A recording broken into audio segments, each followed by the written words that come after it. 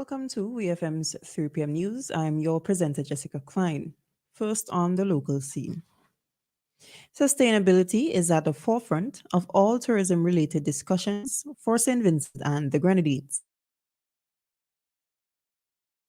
During a recent appearance on VC3's Round Table Talk, said that discussions with interested investors in SVG's tourism sector have sustainability placed front and center. He said that respect for the environment will always remain a priority when discussing the nation's tourism sector. We hear more from Minister James. There's a lot of major activity scheduled to take place within tourism. And very often, as we started the discussion on sustainable tourism, the very first thing I have with the discussion I have with every person I see who has an interest in tourism, I say, look, we're not doing mass tourism, we're not doing huge hotels, as in 1,000-room facilities.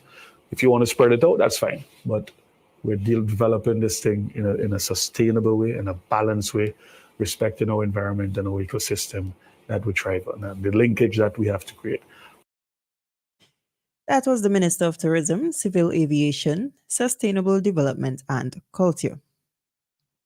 Minister James, during his appearance on the program, emphasized that the mass tourism model does not work for St. Vincent and the Grenadines. Over the weekend, the homicide count in St. Vincent and the Grenadines climbed to 48 following the death of Leon Games.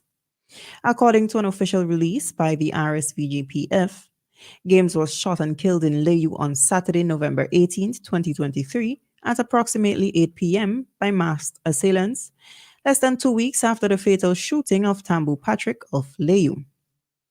The 26-year-old man was pronounced dead on arrival to the Milton Cato Memorial Hospital by doctors at the institution. The circumstances surrounding the man's death are currently unclear. A post-mortem examination is expected to be carried out on the deceased to ascertain the exact cause of death. An investigation has been launched into the incident. Still on the local scene, Minister of Health, Wellness and the Environment, St. Clair Prince, is urging Vincentians to get more physically active in the interest of their health. Minister Prince was at the time addressing the closing ceremony of World Diabetes Day workshop. The health minister pointed to the establishment of the Glenside Recreational Center as one of the developments that were put in place to make physical activity more accessible. We hear more from the health minister. One of the reasons that I rushed and I was so passionate in getting the Glenside Recreational Center up and running was because I expect that the villagers, people around, would use it to do exercises, go down there, run up and down, sweat. That's what we wanted it for. That's one of the reasons. All right, bring it closer to you. In the sense I tell you, go walk to Canaan or walk to somewhere else and so on, and you could just go on the court in the evening after work, put the lights on and sweat. All right, we need to move more. That was the Minister of Health, Wellness and the Environment, St. Clair Prince. Minister Prince, during his arrest, also called on Vincentians to take non-communicable diseases such as diabetes and hypertension more seriously. He also noted that the majority of persons being treated at the Milton Cato Memorial Hospital are affected by these diseases. On the regional scene, Antigua and Barbuda has announced sales tax reduction weekends just in time for the holiday season. The Antigua and Barbuda government's waiver of the Antigua-Barbuda sales tax, ABST, was announced via a release posted by the country's Prime Minister, Gaston Brown. According to the release, the government, following a round-robin of cabinet members and officials from the Ministry of Finance, has set the 15th to 17th of December, as well as the 22nd, as ABST reduction weekend and a day, from 15 to 5%. The statement from Antigua and Barbuda's government noted that this reduction in sales tax is designed to further stimulate the economy during the Yuletide season. Guyana has taken the top spot in the Caribbean Examination Council, CXC's, CSEC, and CAPE examinations. Guyana's Minister of Education, Priya Manikan, broke the good news during a broadcast on the Ministry of Education's Facebook page on Friday.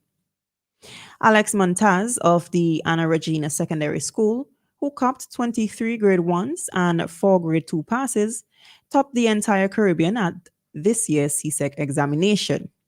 Meanwhile, Narish Jagnanan is this year's top Caribbean Advanced Proficiency Examination CAPE student. Jagnanan, who attended Queen's College, also nabbed the Most Outstanding Award in Business Studies. Guyana nabbed 4 out of the 7 available awards as a result of its outstanding performances. And finally, in the news, and finally on the international scene, Israeli tanks have besieged Gaza's Indonesian hospital. The tanks surrounded northern Gaza's Indonesian hospital after artillery fire killed at least 12 Palestinians in the complex. According to Gaza's health ministry spokesperson, the Indonesian hospital staff is insisting that they will stay to treat the wounded. He noted that there are about 7 people, including medical staff and injured people, inside the hospital. The Israeli military, which rarely publicizes troop movements, had no immediate comment. The Palestinian news agency, WEFA, said the facility in a northeast Gaza town of Beit Lahiya had been hit by artillery fire.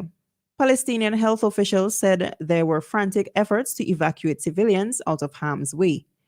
According to Al Jazeera, hospital staff denied there were any armed militants on the premises. This has been WEFM's 3 p.m. news. I have been your presenter, Jessica Klein. Join us again at 5:30 p.m. for WEFM's evening news, and we thank you for listening.